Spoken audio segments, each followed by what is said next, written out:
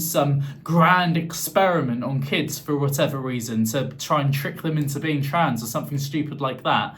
Puberty blockers saved lives. Hey, so there's this political action group in the UK for transgender rights that I've wanted to talk about for a couple of days now and really just praise them for the work they do.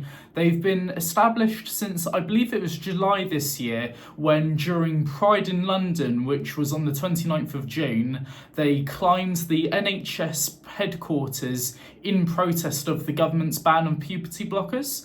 Ultimately, the building was occupied for about 4 days by these protesters, who are almost entirely transgender teens and young adults.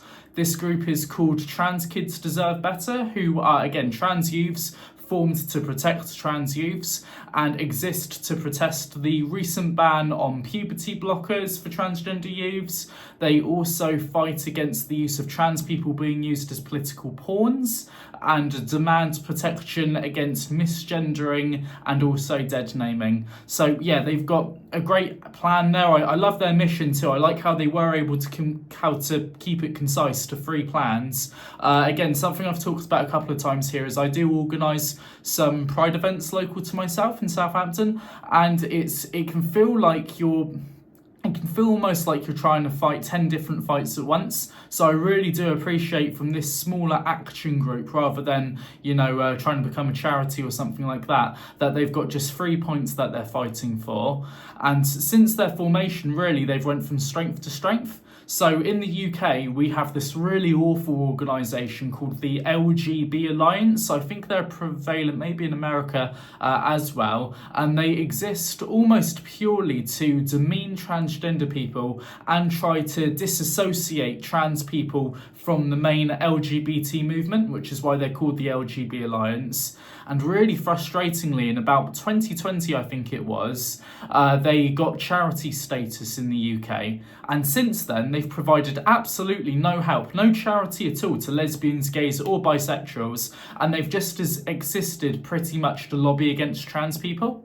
Well, in October of this year, the organisation, the LGBT Alliance, they were having their annual conference, and Trans Kids Deserve Better actually infiltrated the annual conference and released about 6,000 crickets, I think it was, in the conference, completely shut it down to my knowledge, which is really hilarious there, and really powerful too. Again, this is a very large group. They get a lot of financial support, and their conference was completely shut down by a bunch of teenagers with some crickets, which I absolutely love. Following that, they were referred to, I believe, as the Crick Kids for a little bit, which is quite funny too. And then another thing is that the Harry Potter author turned transphobe online pretty much called the Trans Kids Deserve Better group homophobic for the action that they could do, which wasn't homophobic at all, because again, the LGBT Alliance, they've not done anything to help gay people or such, so it's not homophobic to take down one of their conferences. But JK is going to JK. In the few short months that Trans Kids Deserve Better have existed, they've done so much more activism,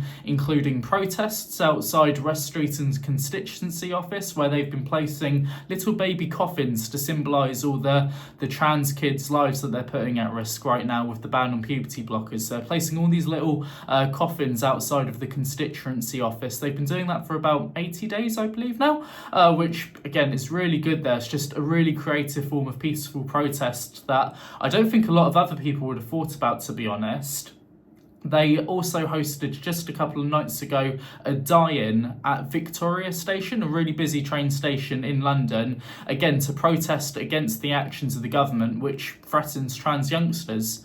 So I just wanted to make this video to praise them, really. They've had praises from co-founders of Stonewall and also the Gay Liberation Front too. Huge LGBT groups there for the past decades, really, since the since the LGBT rights movement really took off there. And they've been praised by them too for just how assertive and also creative that their methods have been so far. So yeah, I just really wanted to support them tonight. And also it kind of goes into, it kind of relates to another video that I did, I think it's at the time of recording, I think it was about 4 days ago or so now, which was about the Labour government's effect so far on transgender people and if it has been helping at all. So this video has got a very strange number of dislikes and negative comments for some reason. I think it's being shared by some negative platforms maybe to trans people. I've had to hide a few of them that were particularly offensive for the sake of being offensive, just in case any more vulnerable trans people would be looking at them, because I don't want anyone else to get upset. I don't really care. But I've had to read a lot of stupid comments about how puberty blockers are the line for trans support, basically, and if we dare to try and fight for trans kids in this country particularly, it's completely accepted in Europe, for example, and loads of other progressive places. If we dare to fight for their rights, then we'll get left behind or something like that by a bunch of transphobes.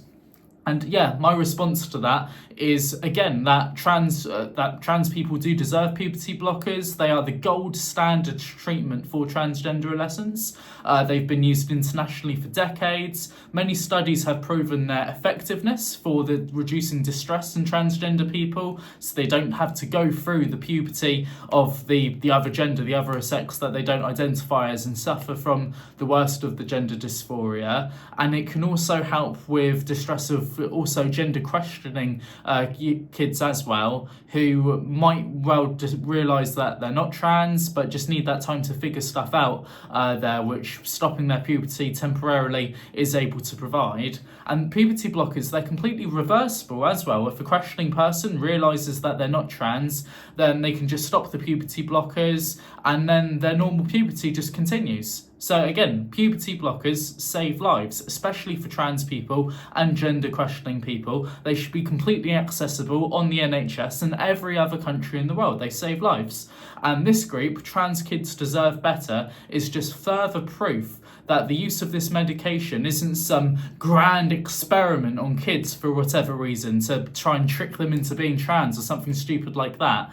Puberty blockers save lives. And the would-be recipients of this medication now, the people of Trans Kids Deserve Better on the streets, protesting for their rights to be able to take puberty blockers. So no, we're not just going to throw them under the bus and agree that they can't access puberty blockers so that a few transphobes can try and pretend that they're going to support trans adults there if we give up the fight on puberty blockers. Hell no, the would-be recipients of this medication are on the streets. They're on NHS HQ buildings fighting for their rights to take this medication. And we're not just going to try and be a bunch of pick-me's over it either. So thank you for your time tonight. It's just a little short video tonight, but I wanted to get this out there about just my feelings about it, about some of the responses, of course, and again, reassert that puberty blockers are the best medication out there for young transgender people, just like trans kids are fighting for right now.